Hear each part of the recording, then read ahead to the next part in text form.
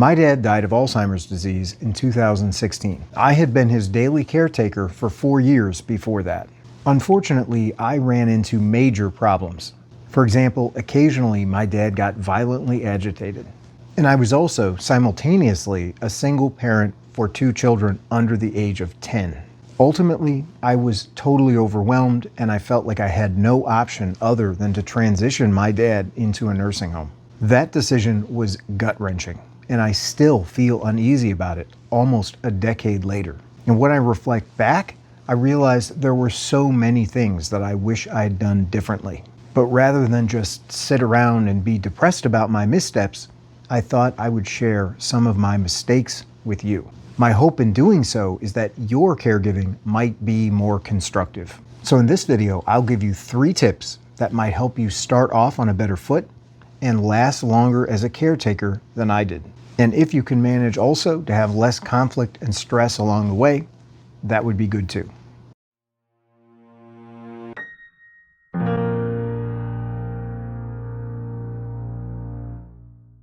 Here's how I'm going to frame things.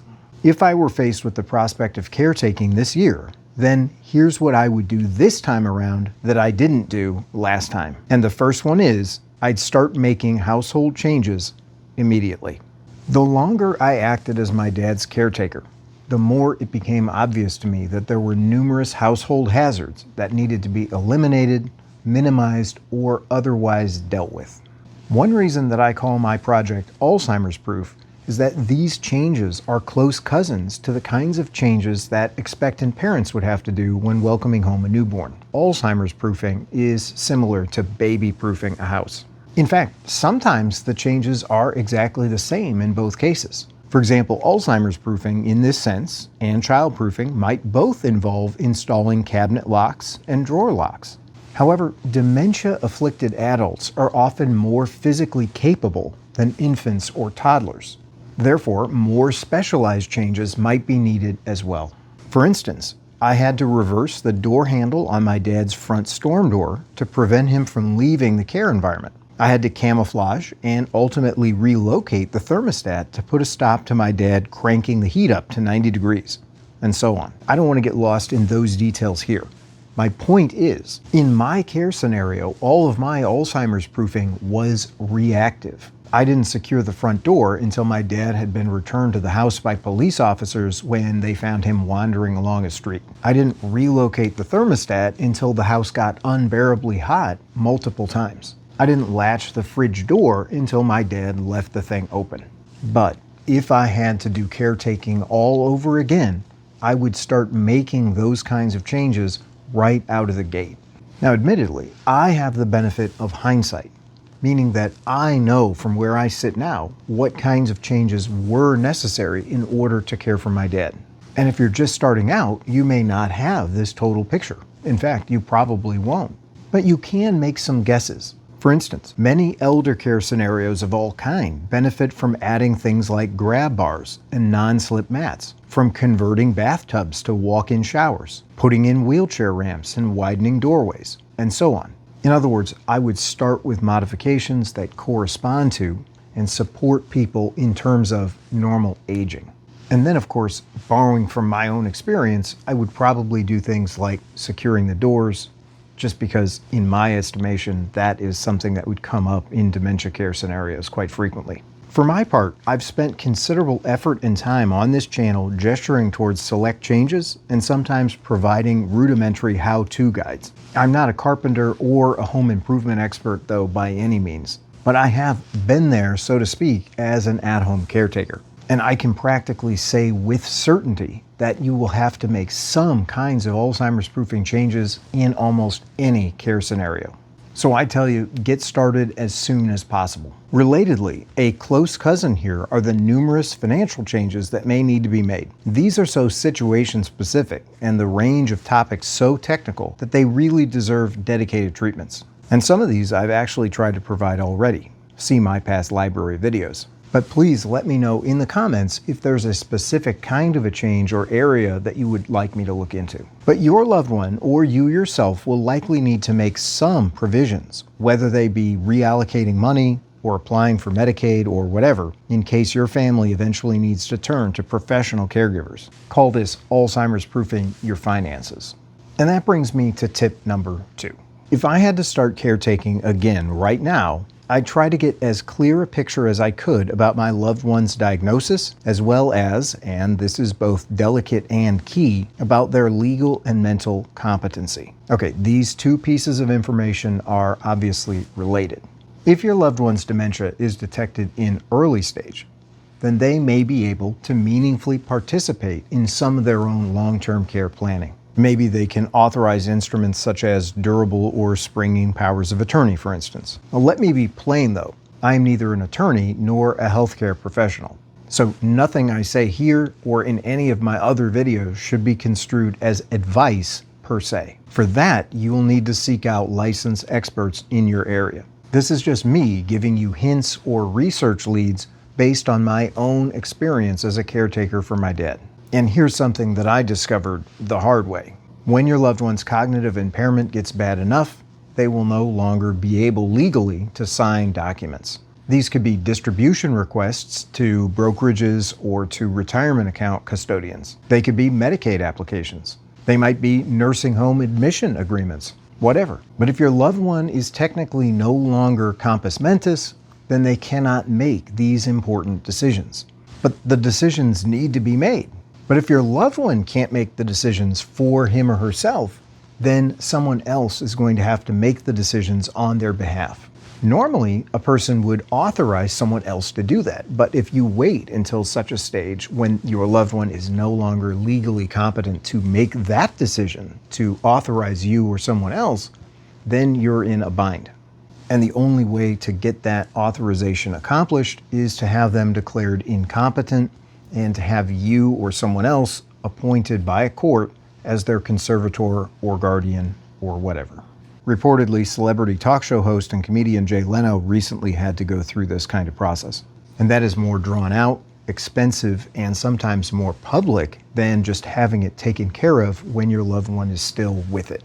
But if you're watching my videos, you probably already know or suspect that your loved one has some kind of cognitive impairment. Hopefully you catch it early enough where they can still make those kinds of decisions. But in any case, you need to focus on the legalities and seek professional advice. In my family's case, my dad was not diagnosed until he was well advanced in middle stage. And by that time, he was no longer able to make those kinds of authorizations. If my dad's true condition had been assessed earlier, and if on the basis of that identification his legal competence could have been assessed, then my mom and I might have had more agency right from the beginning than we in fact had.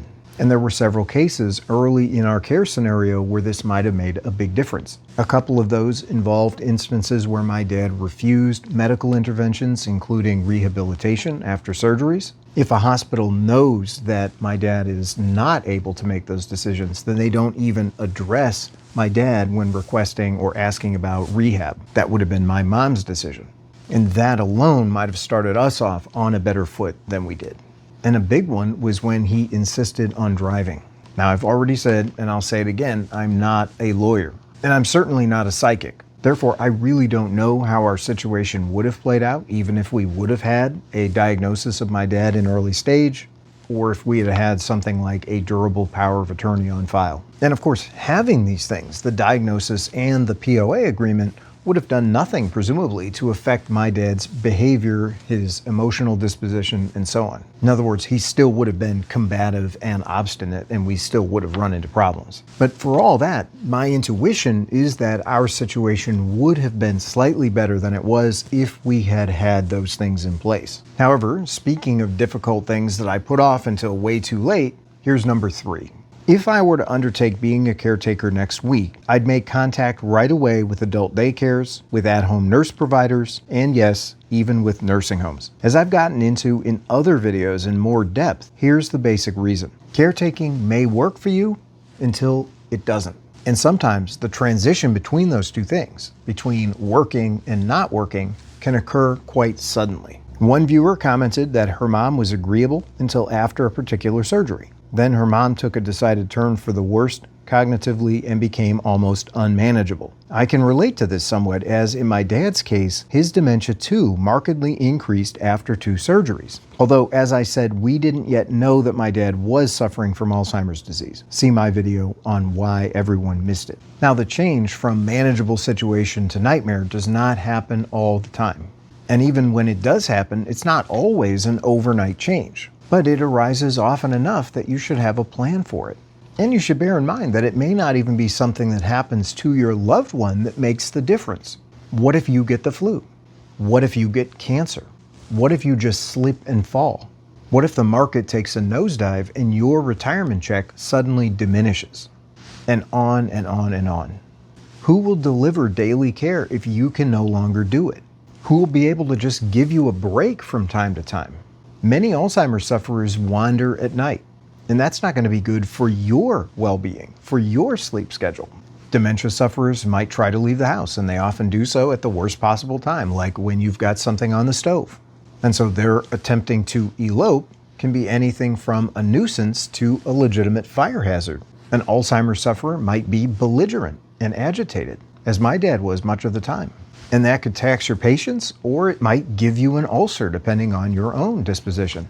For an overview of some of the other related problems that could conceivably come up, and there's a million of them, see my video, Is It Hard to Be a Caretaker? And here's the thing. If you wake up one day and your situation has changed for the worse, it's not like you can just Google at-home health providers or nursing homes in my area and expect to get next day help. There may be applications that need to be filled out, approval processes that have to be gone through.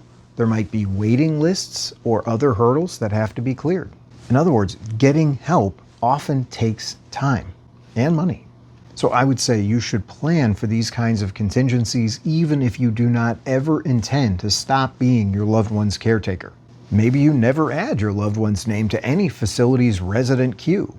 It can still be hugely beneficial to your family and your care scenario to open up lines of communication with people who might be able to help if need be. By the way, the same goes for having hard conversations with relatives. Essentially, you want to think about and reach out to anyone who might be able to meaningfully help with your loved one's care. Conversations that you have, especially early on, can simply be fact-finding or networking exercises. For example, calling a facility, you could say, "Hello, my mom has dementia and I'm currently her primary caregiver. But I was just calling today to ask if I found myself in need of assistance, what is the process for fill in the blank? What is the procedure for enrolling my mom in your adult daycare? How would we arrange for at-home care? How many beds are currently available in your facility? Is there a waiting list?" And so on. I created a document where I elaborated on this basic script. In it, I suggest questions that you can use when contacting adult daycare, at-home care providers, nursing homes, and respite care facilities. If you think that might be helpful to you, just type script in the comment section below, and I'll be sure that you get a free copy. I waited until I was at my wit's end to start investigating other options. That was a major blunder, and my suggestion to you would be don't make the same mistake. Who knows? You may never need to act on the information you collect. But as the old adage has it, while you may hope for the best, you should also plan for the worst. Speaking of the worst, let me add just one final thing. And it might be a bit hard to hear. It's a bit hard to say. But if I were to seriously consider being a caretaker again for anybody, I would definitely do this. I try to have honest, even if difficult, conversations with my loved one's doctor. And you're probably saying, well, of course you would do that. What's supposed to be controversial or hard to hear about that?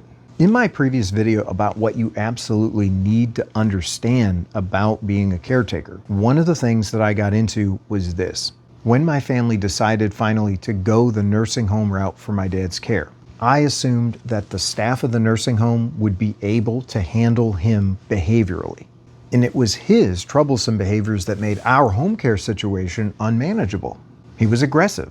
He constantly tried to leave the care of the home environment. In other words, he eloped. He was afflicted with sundowning and so got increasingly confused as evening and night came on. And I was trying to be his caretaker during the day and also raise 2 boys who were roughly in the vicinity of ages 5 and 7.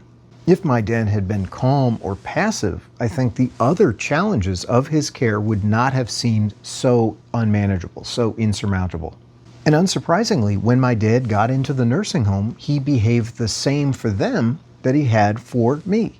Worse, probably. At least twice he got out of the secure memory area of his nursing home, and he got into several fights with another male resident. But what I really wish I would have known is the way that my dad's nursing home would ultimately address these behaviors. They would actually bring him under control using pharmaceuticals. Now, this is a point that I intend to elaborate on in at least one and possibly more future presentations. So I won't say too much more about it right now. And I don't claim that this sort of medicating is universal. Suffice it to say that in my dad's case, his nursing home's strategy really seemed to me to boil down to sedation. My dad went into the home ambulatory. That is, he was able to walk around. That was part of the problem. He was difficult to manage because he tried to walk out the front door all the time. But in short order, once he was in the home, he was totally wheelchair bound. And this, I think, was the result of the drugs he was on, drugs which were intended to make him docile and manageable. And that latter part worked. He was no longer combative, and he was unable to leave the memory care wing. After many anguished reflections, I've come to think this.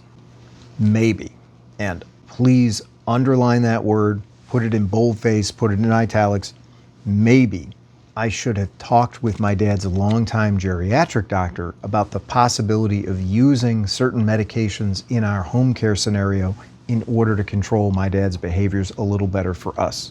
Now, I find that reactions to this thought fall into two camps. One is, it's awful that we'd even consider doing that.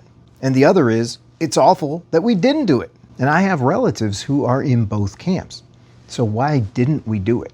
Well, we saw my dad's outbursts as symptoms of his dementia, which of course they were. And of course, my dad was on medications for Alzheimer's, the drug Aricept being preeminent. Maybe you'll think less of us when I admit that we didn't think of things like his belligerence as separate conditions that needed to be treated with different drugs. After all, the type of drug put to that use is often termed an antipsychotic. And our basic reaction was, he has dementia, not psychosis. And I should quickly add, my dad's doctor never suggested any medications specifically for his behaviors. So it's not like we refused some recommended treatment. I touched on some relevant reasons for this in my video on why everyone missed my dad's Alzheimer's. But the fact that no behavioral medications were even suggested to us was probably because, number one, the doctor never observed my dad in his day-to-day life. He only saw him in appointments. And two, it's evident that neither my dad nor my mom,